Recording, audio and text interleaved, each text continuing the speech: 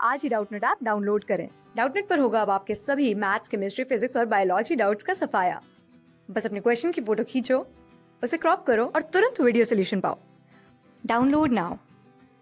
यहाँ पे हमसे पूछा गया है कि दिए गए ऑप्शंस में से ऐसा कौन सा स्पेशलाइज्ड सेंटर है जो हमारी रेस्पिरेटरी रिदम की रेगुलेशन के लिए रिस्पॉन्सिबल है। अब हमें मालूम है कि हमारी बॉडी में रेस्पिरेटरी सिस्टम नाम का एक ऑर्गन सिस्टम प्रेजेंट होता है और इसका मेन फंक्शन क्या होता है, हमारी बॉडी में गैशियस एक्सचेंज के साथ ही एसोसिएटेड है, क्योंकि ये तो हमें मालूम ही है कि हमारी बॉडी के सेल्स को या हमारी बॉडी टिश्यूज़ को लगातार ऑक्सीजन की ज़रूरत रहती है।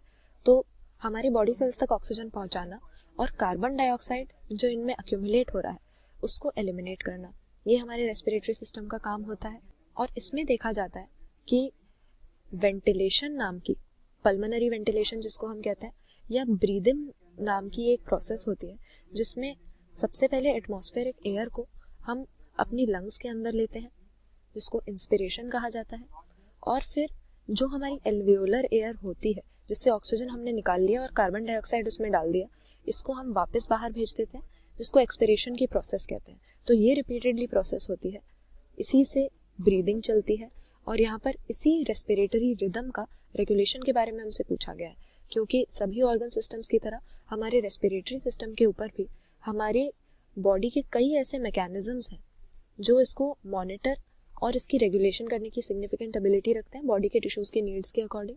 तो इसमें से रेस्पिरेटरी रिदम सेंटर ये हमारा करेक्ट आंसर हो जाएगा, क्योंकि हमारे ब्रेन के मेडुला रीजन में हमें ये रेस्पिरेटरी रिदम सेंटर मिलता है और ये वो मेन रीजन है हमारी बॉडी में जो रेस्पिरेटरी रिदम या हमारी ब्रीदिंग या वेंटिलेशन की रिदम या रेट को मेंटेन करने का या रेगुलेशन करने का काम करता है। बाकी जो हमें ऑप्शंस दिए हैं ये सब भी हमारी ब्रीदिंग के रेगुलेशन के साथ एसोसिएटेड है, जैसे कि न्यूमोटैक्सिक सेंटर जो हमें दिया है ये पॉन्स में होता है और ये रेस्पिरेटरी रिदम सेंटर के फंक्शंस को रेगुलेट करता है।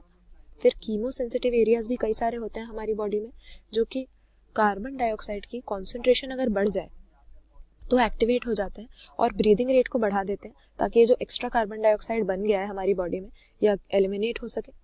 और उसी तरह से हमारी आयोटिक आर्च और कैरोटिड आर्टरी में भी इसी तरह के हमें रिसेप्टर्स मिलते हैं जो कार्बन डाइऑक्साइड की कॉन्सेंट्रेशन के लिए सेंसिटिव होते हैं और इसके बढ़ जाने पर ब्रीदिंग रेट को ऑल्टर कर देते हैं ताकि इसको एलिमिनेट किया जा सके।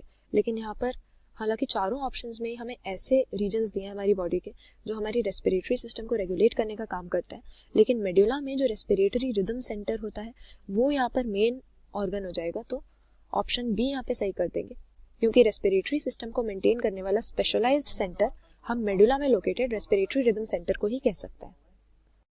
क्लास 6 से 12 से लेके नीट, IIT, JEE मेंस और एडवांस के लेवल तक 10 मिलियन से ज्यादा स्टूडेंट्स का भरोसा। आज ही डाउनलोड करें डाउटनेट ऐप या व्हाट्सएप कीजिए अपने डाउट्स 8400 400 400 पर।